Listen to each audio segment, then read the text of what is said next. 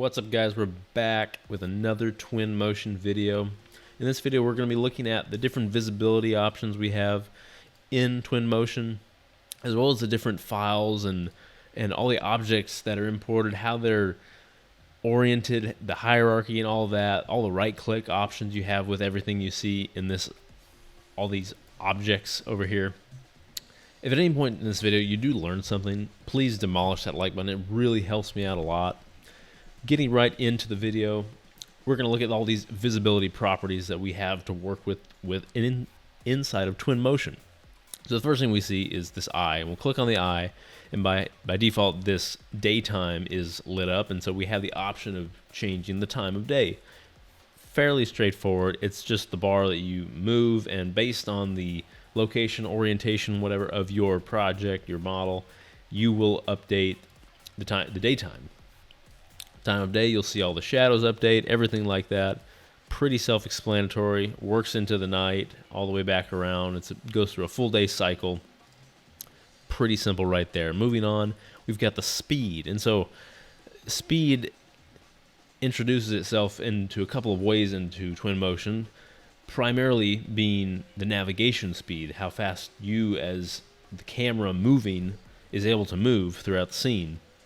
Another sort of speed is like actual day speed, and you can see the speed in trees and water, like actually physically moving, and that's a different kind of speed than this. So this speed is actually referring to the speed at which the user or the camera moves in the scene.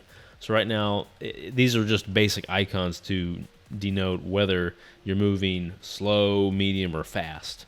So slow being the shoe is in walking. The bicycle is in like a drive speed. I don't think it's necessarily a drive speed. It's probably more like a bike. And then the car, the drive speed being actually the speed of a car. And that seems to make a little more sense. So by default, you will have the bicycle selected. And I'm just going to press A to move left and D to move right to just show you the speed at which this is happening. And this also applies to multiplying the speed by holding shift. If I multiply the speed by holding shift, you can see I'm moving faster. Now I'm going to click on the shoe, and you can see I'm barely moving. It's almost like I'm walking. And if I hit and hold speed, I'm holding shift while I am clicking these two left and right buttons, you can see that I move slightly faster, holding shift there. And now I'll go to the car, and you can see I have dramatically increased the speed at which I'm moving, and if I hold shift, I move even faster. So I'm going to cycle through these as I hold left and right, and you can see the difference in these changing. It's not a big deal, but just know what they do. Typically, you'll be fine with the bicycle.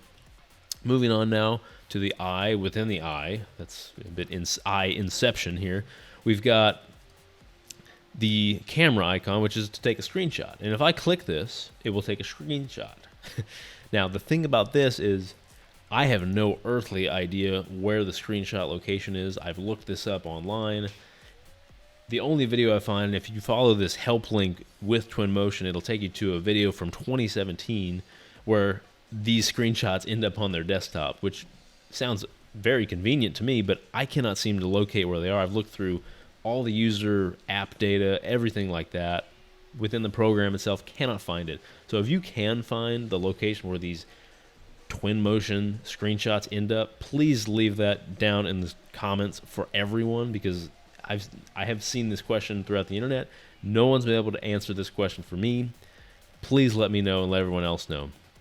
So that is the screenshot. So again, it will take a screenshot. It's just a matter of finding it, and it would be nice to be able to find it. Something that I kind of had hoped Twinmotion had is a walk mode. If you're familiar with Inkscape at all, you have the option of pressing spacebar, and you go from flying to down onto a ground. When I discovered Twinmotion had that, I was completely sold on Twinmotion. So in the eye here, again, eyeception here, we're in the eye, and the eye, there is the option of walk mode. So I can click that, and I immediately fall to the ground. So now all my movements are isolated to the ground, and I can look up and move around as if I'm walking on the ground, and I am. Again, holding the shift speeds me up and works just the same. But now I'm actually in walk mode. Really nice. And of course all these other options apply too. But now instead of being on the ground in walk mode, I now see that there's a helicopter. And this indicates fly mode. So I can click that, and now I can see I'm back in fly mode. And of course, as soon as we did that, we saw that the little walk with the arrow showed up. And this is different. This looks the exact same, except it's just a person, and it's presenter mode. So when I click this, now I get a full screen view of my Twinmotion project. And it's really nice, and obviously I would use this for presenting purposes because clearly I don't have any menus or context to work with besides what everyone cares about. The nice thing about this is that, again, I have the eye and all these different options that I can run through. Again, I can take a screenshot. I've got some information here, information on how to move. Maybe you have a gamepad. I didn't even know you could use a gamepad, but you can use a gamepad. All the information here and how to navigate. You've got different information here. May not apply. But I also have the same daytime settings. I also have the same speed settings, and then they're nice enough to go ahead and give you the information of what they are here because you're in presenter mode. You can go straight to the ground or fly mode, and you've got VR mode. You can click to ultimately go into VR. Now to exit this mode, you can see there's a quit button there, and that'll take me right back to my regular Twinmotion with all my menus. So again, we've got the eye. We've done all that. We've gone through presenter mode there. Clicking on the house, this is really helpful because so by default you're in perspective view. You can see what's highlighted. But now I have the option of looking at all these different elevations, plans, if you will, of the building itself.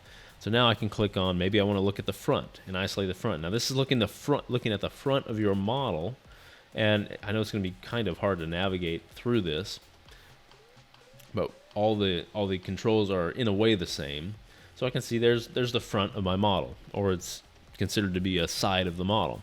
I can click on another side here, and now you can see there's another side.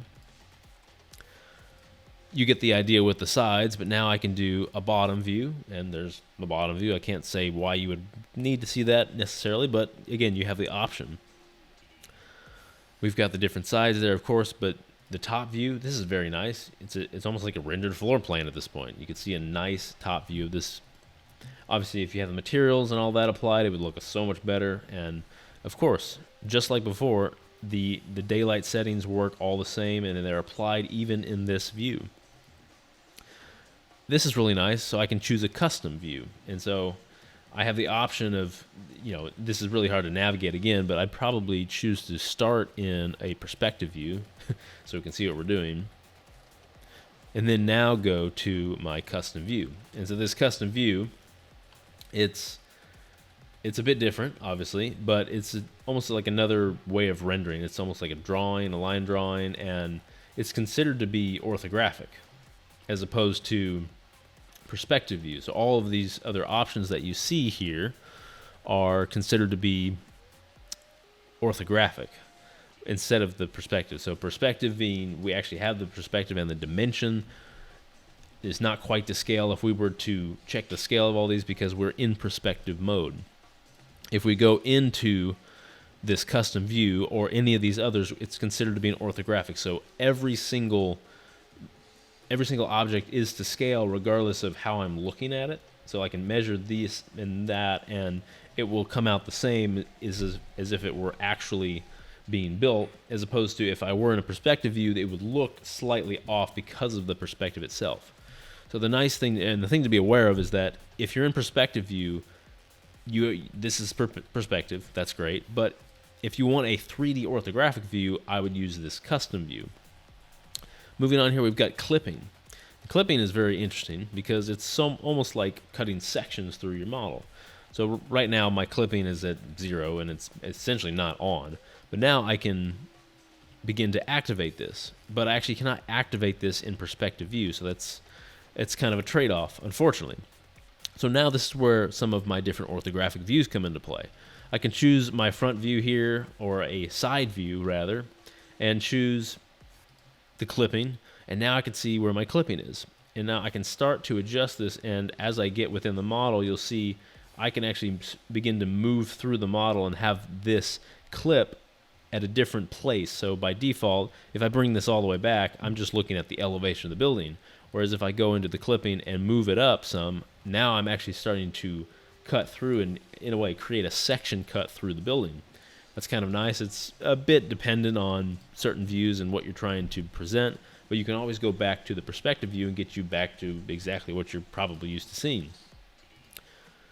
And then VR. As soon as I click VR, it's going to take and open up Oculus and go through all that process. If you have VR plugged in and all that ready to go, you'll see this button populate and you'll be ready to go. It's really that simple.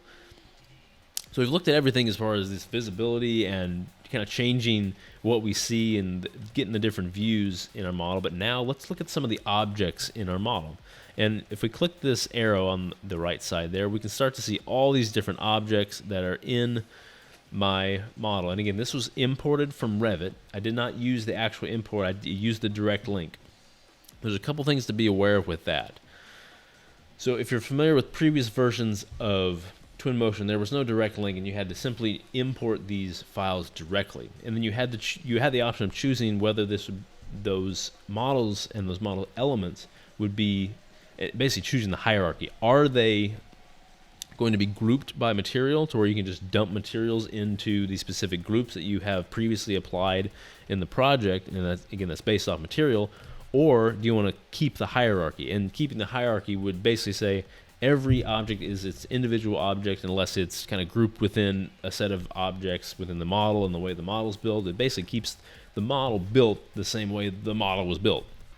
So the interesting thing about the direct link is that you don't have an option with that. It just pulls all of these different categories together, and these are the categories from Revit. If you're familiar with that at all, you can see these different categories based on what I have modeled in my actual project in Revit. And we can see that project is just sample house. And there's my user person 1. That's great. And so here are all of the different objects in the form of categories below. So I can look at all of my doors, and then again, here are all the doors. Here is the actual family name or family type, and then I've got the different types of my family in here. So I can see if I have different types or instances there, this is the type of the door that it happens to be, and these are the different instances of that door. And again, in this case, I've got 2 garage doors. Okay. So they're not necessarily set up by material. This is grouped by the objects themselves because of the taking the direct link from Revit. That's all great. So some of the options that we have in here, the nice thing is that I can actually hide all my curtain panels. I can hide all of my doors. It kind of functions just like Revit in the sense that this is the visibility. And it's nice that I have the visibility of some of these because I can hide all the doors. I can hide all the windows if I want to. I can start to explore my building in a different way based on what I'm seeing. And again, you can see this eye is open and closed based on whether it's hidden or seen. It's in the view. Beyond this, I have more options. So I can expand this or not. If I right click this, there's all kinds of options in here. Working with containers, all containers are in this case are just a way of organizing all the objects in your model. So if I click new container here, we can see I get a new folder, which is, they call it a container, but it's a new folder. And I can begin to group some of these different instances of curtain panels into that folder if I wanted to keep things organized for some reason. That's nice to do. I can always delete that, not a big deal. I can come down here and choose collapse hierarchy, and that will collapse that folder, or you can just simply collapse the folder that way. That's a little easier in my mind. You can choose to cut, copy, and paste all these different elements. So and you can do that without actually having to go model them in Revit and then send them back through the link. It's pretty simple, actually, and it works really nicely if you have to make duplicates of these different objects, so you don't have to worry about that in Revit. Now, I don't see why you necessarily do that if you're trying to make or like take from an accurate model. I'd probably go ahead and model that in Revit because I need it in Revit, or probably would need it in Revit. But if you're trying to just move things around for presentation purposes, see what things look like, make copies to see, try different materials here and there, that's probably where I'd use the copy and paste and all that. I'll cover a different video over instances and like breaking those instances and links, because as you see here, I've got these curtain mullions, all these different mullions. You see some of these that have different colors, and let's go to some of these curtain panels. All these panels, you've got different colors here. And these colors are noting that there's a form of a link between different panels. As you can see, I've got these different colors. They're all these different colors are the same. I will probably do a different video about using those links and how they work. And it's really just keeping things consistent. If you have all these things linked together, it's almost as if they're a group, and you can change things universally throughout the link. I won't cover that right now because it would take too long. Coming down here, if I want to see all my curtain wall mullions, I can actually isolate in view. So I can right click all those and isolate and immediately see only my curtain wall mullions. I think that's awesome. It's really helpful. And of course, you might be thinking now, well, I have to unhide all these different categories. Well, I can simply right-click exactly what I chose to isolate and then exit the isolation. And now I have everything back. I think it's really nice, too, that it actually does hide that background. It's really nice that it does that, too. So right-clicking here, we have the option, again, to maybe we have our doors, and we want to select a specific door. Again, maybe we'll look at our garage door here. So I could be way the heck off here. I can be anywhere in my whole model, and I can select these different elements. And maybe I'm looking at something over here in my model, and I want to edit and look at this specific garage door instance. Well, so I can right-click this, and I can zoom to selection. And it's not going to move or pivot or rotate your camera. It's just going to take you to that object while keeping it highlighted, which is pretty nice. Now, I will say, if you're looking back and away, and you choose again zoom to selection, you might get something like this where you're in a wall. Well, just move slightly, and you'll be able to see that the object is selected, and you can see exactly what you're looking at and working with. That's really nice, a real easy way of finding objects as well as getting you to objects very quickly. There's not a whole lot else here besides dealing with the user library. So, like, of course, we've got the links. We can sort by category or sort alphabetically. I prefer to leave things sorted by category because, again, I pulled this from Revit. It's dealing with the Revit categories. That's something I'm familiar with. You can choose to sort alphabetically if you want to sort things alphabetically, and that's great. I don't really have a reason to do that. I'd probably keep everything at all the different categories. If we go back to the top here, there is an option of, you see all. Well, I can actually, if I just want to only look at certain things, I could choose to only look at objects. And in this case, this is just every single object in the entire project, which this is a bit overwhelming because it's every single thing and there's no hierarchy to anything. Now, maybe I want to look at terrain. Well, I don't have any terrain. Maybe I want to look at furniture. I don't have any furniture either. Again, I just pulled all this from Revit, and it doesn't necessarily know what is what. This would work a lot better if I started adding different elements in Twinmotion, and it would start actually populating these different sections. Of course, it would populate them all in all, but because I don't have any other Twinmotion objects, of course, I can't see anything else. But one thing I can do, let's go ahead and add a tree here. I will go to vegetation, tree, and I'll just put a tree right here. And we can see that the tree populates down here at the bottom. Now, as soon as I change from all to vegetation, boom, there's my tree. I can only see my tree. That's perfect. That's exactly what I would want in that case if I'm trying to find or isolate just my vegetation. Again, I can click all, I can go back, and I can just get rid of that tree there by deleting it. So the last thing I want to look at is dealing with the user library and adding a particular model to a user library. So what is the user library? That is a place where you can save really anything that you want to use in different Twinmotion projects. And that's infinitely useful because maybe you make something really nice that you really like and you want to be able to use that in different projects. Well, that's where you then save that object to your user library and have access to it throughout Twinmotion. So how will we do that? Well, maybe we are just completely infatuated with this garage door. It's just the most beautiful thing we've ever seen, ever made, and I want to use this in my user library. I can right-click it here and then simply add to user library. And as soon as I do that, it's in my user library. But how do we know where is that? Whatever. Now I'm going to hide this and then show this on the left. And if I go all the way up there, I can see user library. And now I can see there is my exact garage door that I was completely infatuated with. I can now just add to this scene again. And imagine you're in a different Twinmotion project. This is all still available to you. And I can simply add this into my project anywhere that I want. So I just love it, and it looks great, so I'm going to put it in right there. So there it is.